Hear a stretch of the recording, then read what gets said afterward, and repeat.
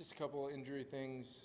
Najee Thompson did have a left knee kind of aggravated, and he was ruled out and did not return. And Dalton Reisner, kind of a chest deal. He was able to return. So for the most part, able to come out pretty healthy today. I really appreciate the feeling in that locker room right now of you can feel why those guys battled today, why they continue to fight all the way down to the very end. Not one player in there looking to not continue to play as hard as they possibly could, compete like crazy for the guy next to them. It's a good feeling to know that is what exists in our locker room.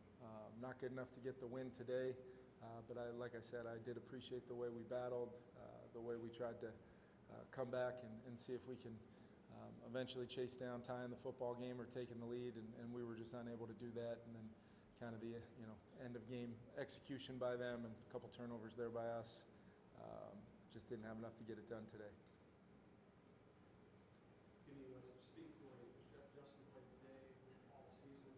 Yeah. The fact that he didn't want to shut down when he's injured, and what do you think his future is? Yeah, I can't say enough about him. I think you try to explain it about what his impact is on the game, and for him to have the success that he does when sometimes he's playing against multiple defenders, and his understanding and how he's been so willing to really learn about how people are defending them and then apply some of the things we're coaching, and then his natural ability just to have this kind of production again and against this group and on the road, and just continuing it means a lot to him to be a captain of our team. He sets the standard of competing at a world-class level, and there's a lot that we can all follow as far as the example he sets. I don't know what his final numbers for the season ended up with, but I know Justin, in the games we had him, especially the full games we had him, was as dominant as any player in this league, and it didn't matter the adverse circumstances that we're in as a team. He continuously provided much more than even the baseline of what you would think against some of the looks that he does get, which is remarkable. Absolutely love coaching the guy. He knows that, and hopefully we're just getting started with him and where we're going to take our offense.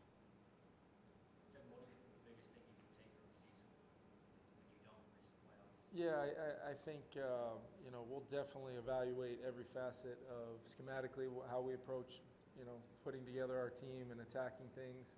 We'll take a look at maybe certain aspects of what we can do for sure to limit some of the negative plays, especially early on in the season.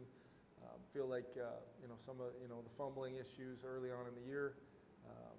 As a coach, you emphasize it and you really spend every waking moment talking about it, and our players responded. I think we had really one fumble lost by a skilled player over the last 11 or 12 weeks now.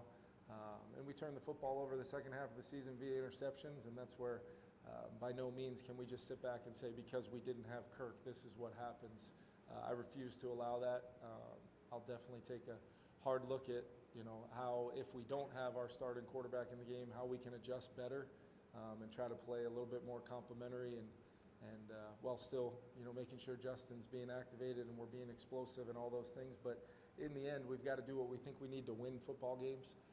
Because I do know one thing, the type of guys we have in that locker room from a makeup standpoint and the leadership we have and the feelings that these guys are ready to go back to work even right now after kind of the grind that it has been with some of the adversity this year. It gives me really, really positive feelings towards what we have the ability to build here in the future, and understanding that everything that has transpired, we have to own it.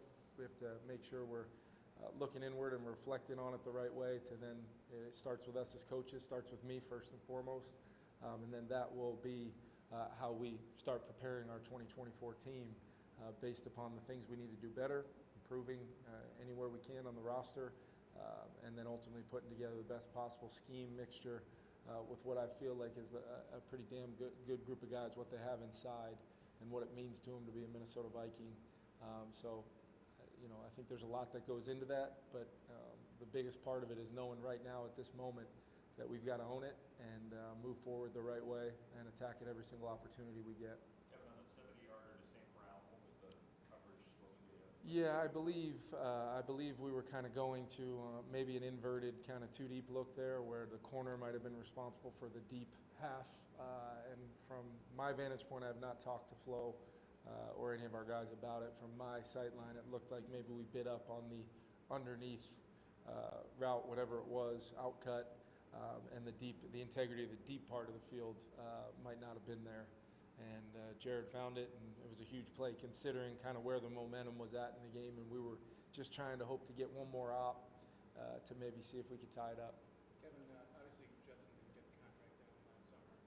And historically, things can go in all different directions around the NFL when that happens. Why do you think it didn't happen that way for him when he went had the season that he As had? far as the contract? Yeah, like in other words, it could go sideways sometimes, but sure. Yeah, that's the one thing I would I would not classify it as ever having gone sideways. Yeah. I think it was close. I think there was No, some. I mean, like, why did it could have gone sideways and created, who knows what. Oh, I after gotcha. that. And then he Yeah. went on to have the season. No, that I he had. appreciate that question because I think it highlights who Justin Jefferson is. Specifically today, he reached 1,000 yards.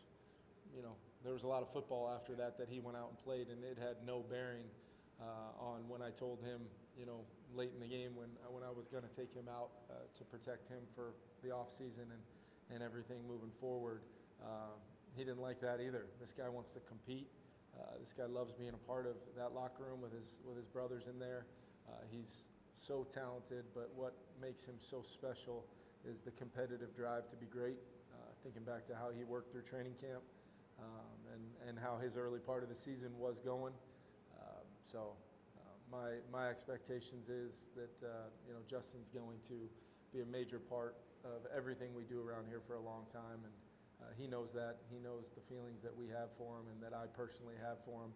I don't think there's any doubt in his mind about that. Kevin, I know this one is really fresh, but just can you put into word just the magnitude you feel like these next few months are going to have on you guys' future? Yeah, I think I know we'll get a chance to catch up, a little bit later this week. But I think it's just going to be critical to understand, really after two years of inventory, and I don't know if the years could have been really any different from one another as far as the success we were able to have and win the division and win a lot of close games in year one. Got to look inward and how did things transpire differently this year, whether it be the turnovers, whether it be the inconsistencies in some areas of our team, and then ultimately the injuries and what we can do. We'll look at each and every one of those. We'll look at the circumstances behind it. We'll look at how we're building the roster, snap counts, all those things, to make sure that we just are building the right kind of team from a depth standpoint that can withstand some adversity throughout the year. And then ultimately our jobs as coaches is to make sure we're coaching up the techniques, the details, and the fundamentals to play the right kind of football. Because you mix that and the improvement that we will gain from that side of things with what we have in that locker room from a makeup standpoint and the type of group that it feels like couldn't be more connected and more together, even in times of difficulty and adversity. I think we'll have the right formula. But once again, it's difficult to win in this league, but I do believe we've got an off season to do whatever we can to make sure we continue to give ourselves the best possible chance to go out there and compete to try to go, be NFC North champs again and give ourselves an opportunity in the postseason. Kevin, you talked about not using Kirk's injury as an excuse, not letting that be an excuse. How did you fight the human nature when it wasn't just Kirk? Because it seemed like guys were continuing to drop week after week. How did you fight that? Yeah, you're always stressing the next man up mentality. You're always stressing, when the adversity hits for guys to try to do a little bit more. Maybe if you are, one of our guys that we're really relying on, can you be the best version of yourself to help overcome? Maybe it's not a direct, your direct position, but you can sure make it easier for the guy next to you. You can sure make it easier in offense, defense, and special teams by mastering your role, winning your one-on-one matchups, and being a difference maker. So I think the challenge was always to continue to try to thrive with our best players that we did have, but also coach up and really hunt the player development in real time, so that next man up mentality meant we were still trying to compete all the way down to the very end. I thought for the most part throughout the season, close games that didn't go our way, was kind of telling us that it was we were fighting it and we were trying to just overcome it, and we just didn't do enough to win some of those football games and get over the hump and burst through to have a chance at the postseason. Last two.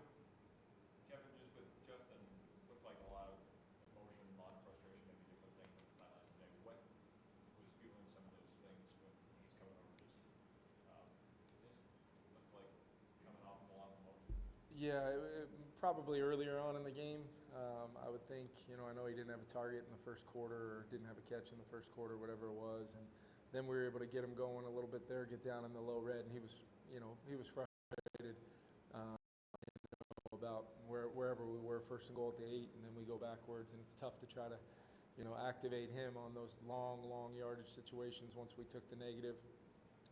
Looking back on it, not a very good play call there on second down, trying to attempt something there, and took the big loss, and then we were settling for three from there. You can't have it both ways, right? You can't have a guy out there that's whatever he went for, 192, and competing down 12 catches on 14 targets and competing like crazy to win the game. The reason why that is what it is the fire inside him to do that, and the frustration is going to come sometimes when we don't execute or we don't capitalize on some opportunities, and that's all part of it. I would be thinking, I would be a little worried if it wasn't like that, to be honest with you, just because of knowing who he is and how much this game means to him every single snap out there. Last one. How did you see him handle just playing with all these different quarterbacks this year when he's had all the consistency with Kirk and then obviously that shifts this year? Yeah, it was. I thought it was, just specifically looking at where he's kind of been these last, since coming off the injury, just the maturity of going out there and trying to just make sure I'm doing my job, consistent, whatever it takes, and knowing he's going to get some opportunities. And he plays a position that relies on other factors in our offense, especially when he's seeing some of the coverage that he does. And that's where we got to continue to build up around him, build up our scheme around him so that we have different ways, not only to help him overcome some of those things and still have the success that we need him to have, but also the group as a whole, offensively as a whole, and really our whole football team, from how you need to put it all together to play complementary, because that's the number one thing that winning teams do, besides clearly the winning and losing stat of turnovers. It's the complementary football. I know field position wasn't a pretty story today. It felt like we were backed up quite a bit. A lot of long yardage third downs because of some protection on some play pass and things like that, penalties. So we got to clean it up, and ultimately, just thinking about Justin and just what he means, it was a tough year for him because of the types of goals that he has. So watching him go out there and do what he did today under really difficult circumstances speaks just so much to him and what he's all about. Thanks, guys. We'll see you this week.